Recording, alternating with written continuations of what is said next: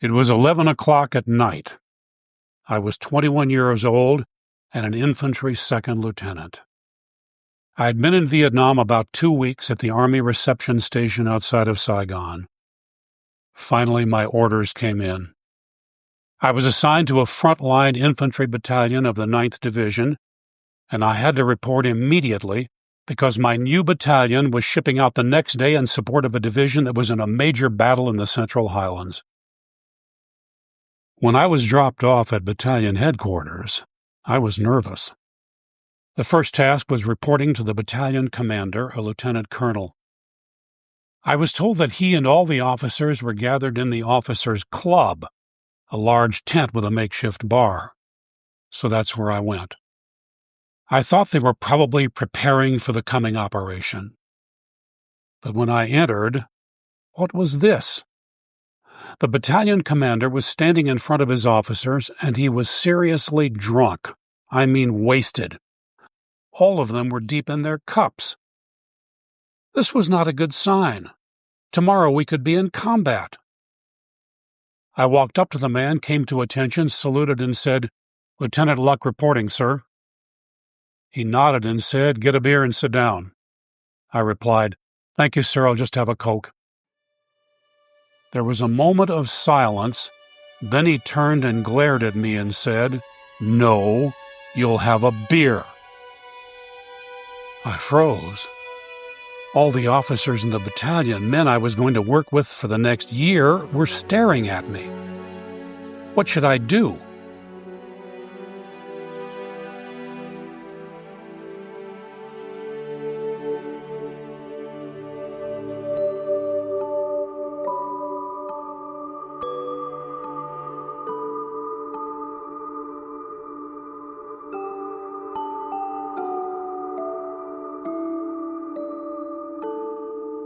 For a specific reason, I didn't drink. Politely, I said again, "Thank you, sir, I'll just have a Coke." Glaring at me even harder, he rasped, "No, you'll have a beer." Something snapped inside me. I don't like bullies. Once more, I gave him the same answer. That started him on a rant that seemed to last an hour. He attacked me because I didn't drink, I was a second lieutenant, and I was married. He saw the ring on my finger. I just stood at attention and took it. Finally, he wore out and gave up. That was the introduction to my combat unit. The next morning, we flew into the Central Highlands. Thankfully, we didn't meet the enemy. That lieutenant colonel was in command for several more months, then he was reassigned. After the first night, I had no more trouble with him. What had gone on in that strange meeting? What was my motivation for taking that stand? Was it because I was a Christian and Christians don't drink? Was I standing up for what I believed? No. I did it for one simple reason. I refused to become a gibbering idiot like him. I'd seen a lot of drunks in the Army, and they were pathetic. In one barracks, I was sleeping on the bottom bunk. The guy on the top came in late one weekend night and proceeded to piss on the floor 2 feet from my head. How would you like to wake up to the smell of splashing urine? A couple of weeks after the confrontation, the chaplain came up to me and said he admired the stand I took.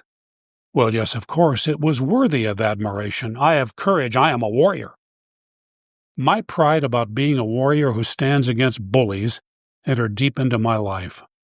I knew how to confront evil abuse. And all of that must be a gift from God, right? I had a lot to learn. Walking the way of the servant warrior uncovers all the hidden trash in your life. That night in Vietnam, yes, I was a warrior, but the exact opposite of a servant warrior for Jesus Christ the King.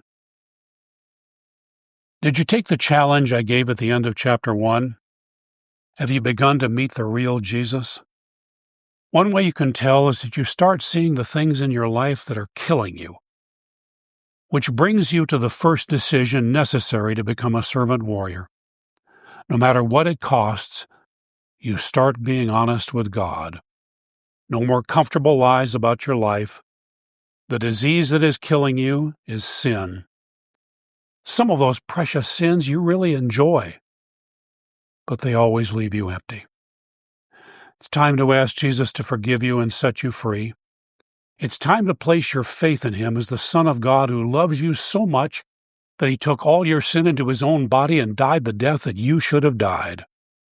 It's time to give your life to Him, and He will give His life to you, which will go on forever. Have you done that? If so, excellent. Now the battle really begins.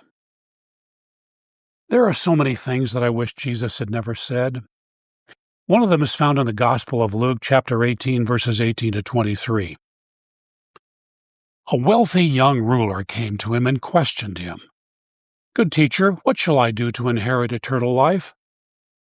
Jesus said to him, "Why do you call me good? No one is good except God alone. You know the commandments. Do not commit adultery, do not murder, do not steal, do not bear false witness, honor your father and mother." He replied, "All these things I have kept from my youth." When Jesus heard this, He said to him, "One thing you still lack.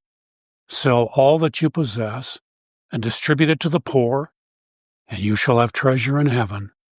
And come, follow me." But when the young man heard this, he became very sad, for he was extremely rich. So a young man who considered himself an exceptional dude came to Jesus because he felt there was something missing, something that he needed to do to cap off his amazing goodness, something that would guarantee heaven. Why does Jesus respond to him the way He does? Wasn't that kind of a waste? If Jesus had been a modern TV preacher, He would have said, "You're doing great, son. Come on board. Give me at least 10% of everything, and we are going to have a wonderful time together. Welcome to the kingdom of heaven." Let's be clear. Jesus isn't saying that it's automatically evil to have money. Money isn't the root of all evil. It is the love of money that destroys everything, whether you have it or you don't. The way He dealt with that young man is the way He deals with each one of us who say we want to follow Him. In spite of all the guy's outward goodness, a false god was ruling his life. He worshipped his power and reputation, and money was the key to all of it. To give that up would be to give up his well-polished self-image. Without the pride of that, who would he be at all? So that demands a question. What is your self-image, and where does it come from? The way of the servant warrior always begins when you tell Jesus that you want to follow Him. Eventually, He will ask a question that cuts to the core of who you are. What fake god is secretly in control of your life, and are you willing to give it up? Instantly in front of you appear two roads, and you have to make a choice. Take one, and like the rich young ruler, you can hang on to your little god. That young man saw Jesus as the amazing healer rising in national popularity. He was going to make Israel great again, and who wouldn't want to get on board that bandwagon? But Jesus was heading up a very different road, straight into darkness and death. I'm afraid 99% of the people who claim to be Christians don't want to go on that walk with Him. They want comfort and prosperity, and like the rich young ruler, believe that if they obey a set of rules, God owes it to them. In Matthew 7, verses 13 and 14, Jesus said, "Enter by the narrow gate, for wide is the gate and broad is the way that leads to destruction, and there are many who go in by it. Because narrow is the gate, and difficult is the way which leads to life, and there are few who find it."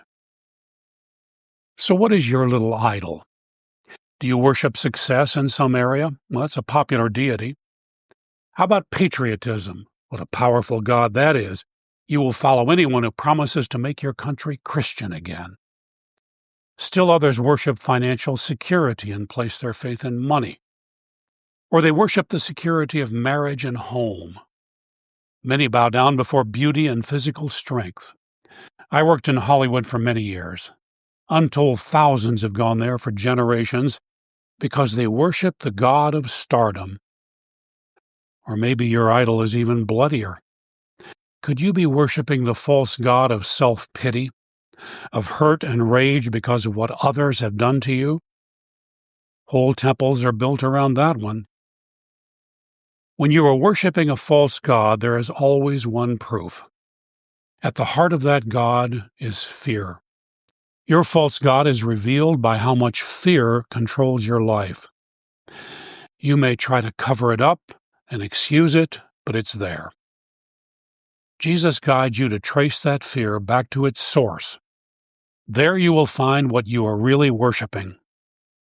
The tragedy is that many who consider themselves good Christians try to plaster the face of Jesus on their idol. That is the road to destruction.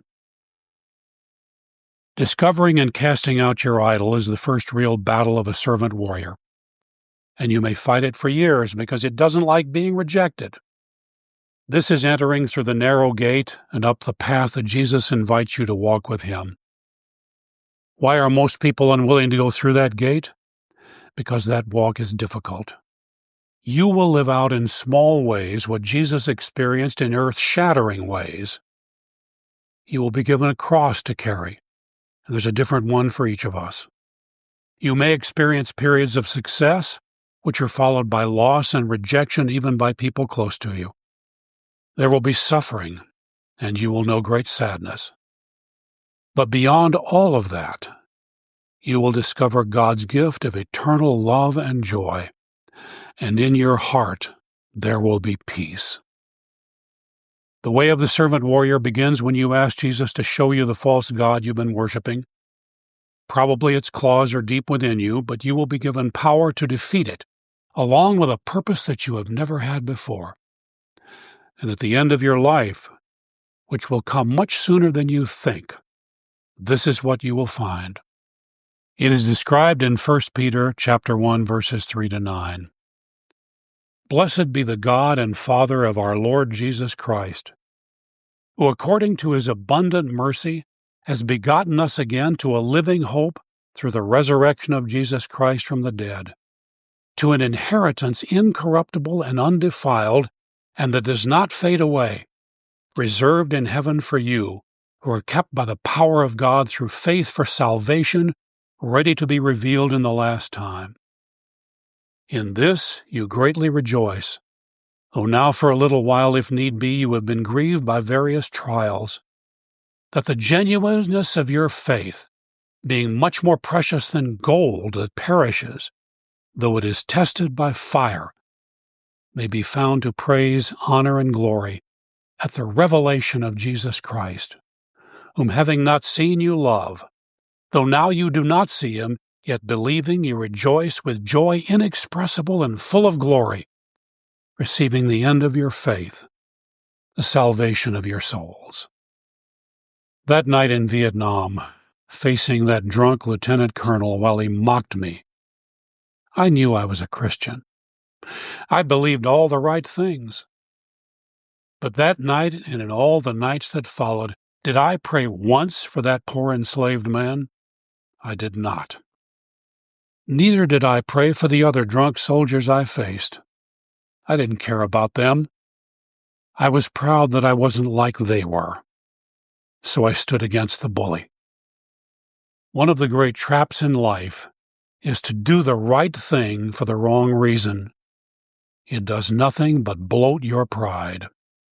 The true servant warrior for Jesus the King stands for what is right with a broken heart, because the greatest weapon in his hand is love.